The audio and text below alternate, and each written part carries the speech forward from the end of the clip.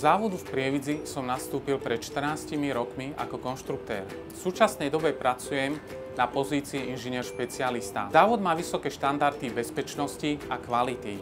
Ja sa zaoberám riešením technických projektov, predchádzaním a riešením problémov vo výrobe.